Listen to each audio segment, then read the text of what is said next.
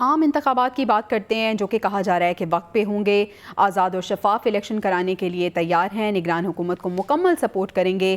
Chief election commissioner نے 2 ٹوک اعلان کر دیا ہے، 30 نومبر تک حلقہ بندیاں مکمل ہو جائیں گی۔ الیکشن کمیشن نے پنجاب حکومت کی اب تک کے اقدامات پر اطمینان کا اظہار کیا ہے، اور اس سب پہ بات کرنے کے لیے رفیق رجوانہ صاحب نے ہمیں جوائن کیا ہے، ہم ان سے بات کرتے ہیں۔ رفیق رجوانہ صاحب، بہت شکریہ آپ کے وقت کا۔ سر، ہم دیکھ رہے ہیں کہ الیکشن کمیشن تو خاصی متحرک نظر آ رہی ہے اور پرعزم ہے کہ انتخابات اپنے وقت پر ہوں گے۔ سیاسی پارٹیز تیار ہیں انتخابات کے لیے؟ دیکھیے، سیاسی پارٹیاں تو ایسی ہیں جو انتخابات کے بغیر ایسے ہے جیسے مچھلی پانی کے بغیر زندہ نہیں رہ سکتی۔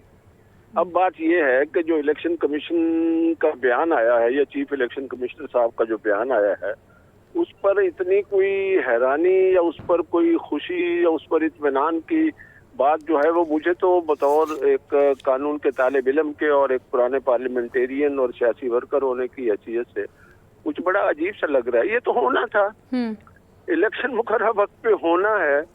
اب بات یہ ہے کہ الیکشن کا نہ ہونے کی جو ہے نا اسپیکولیشن اتنی بڑھ گئی تھی میڈیا پہ، کو ایسے لگا کہ یہاں الیکشن اب نہیں ہوگا، تو اس میں الیکشن کمیشن کا کوئی قصور نہیں ہے۔ اس میں قصور ہے کہ ہم نے اس کو بڑا ہائپ کریٹ کر دی، اس کی میڈیا پہ دن رات بحث ہو رہی ہے، نہیں ہوگا، آگے ہوگا، یہ ہوگا، وہ ہوگا۔ تو ایف اینڈ برڈس میں یہ خبر ہمیں بہت بڑی لگ رہی ہے، while actually constitutionally legally it is not a big news. یہ ان کی ایک بات آ گئی کہ ہم انتخابات کے لیے تیار ہیں اور کروانے، وہ تو کروانے ہیں، ان کی کانسٹیٹیوشنل اوبلیگیشن ہے، اور نگران حکومتوں کی بھی یہ اوبلیگیشن ہے۔ بالکل، آپ درست فرما رہے ہیں رفیق صاحب، لیکن اگر ہم پیپلز پارٹی کی بات کریں تو پیپلز پارٹی کے خاصے تحفظات ہیں لیول پلینگ فیلڈ کو بھی لے کے، اور خورشید شاہ صاحب گفتگو کر رہے تھے، وہ کہہ رہے ہیں کہ اگر انتخابات ہوتے ہیں تو نتائج جو ہیں وہ 2018 والے ہوں گے۔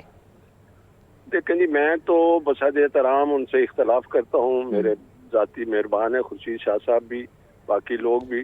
بات یہ ہے کہ ابھی سے یہ واویلا کر دینا، اب اس الیکشن کے ریزلٹ کو جو بھی ہوا کون مانے گا، ٹھیک ہے جی، تو پھر کیا ہوگا؟ ملک اسی طرح افراتفری کا شکار رہے گا۔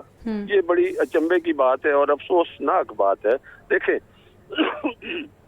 وہ کہتے ہیں 2018 کی طرح الیکشن کا ریزلٹ ہوگا، ابھی تو حلقہ بندیاں فائنل نہیں ہوئی، ابھی تو وہ الیکشن شیڈیول نہیں آیا، ابھی تو نامینیشن فارم، نامینیشن پیپرز اور سکروٹنی اور انتخابات کے نشانات جو ملنے ہیں، اس کے بعد الیکشن ہونا ہے۔ الیکشن ڈے پہ اگر کوئی خدا نخواستہ ایسی بات ہے، پھر تو کوئی تحفظات کیے اظہار کیا جا سکتا ہے، ٹھیک ہے۔ آج میاں نواز شریف صاحب آ گئے لندن سے، ان کے جی وہ ہو گئے اپنا فنگر، وہ کیا ہو گیا اپنا، سوری، بایو میٹرک ہو گیا جی ایئرپورٹ پہ، ان کا جی استقبال ہو گیا، ان کو جی ہائی کمشنر نے لندن میں سی آف کیا، بھائی سابقہ 3 دفعہ وزیر اعظم رہے ہیں۔ اس چیز کا انتخابات سے کیا تعلق ہے؟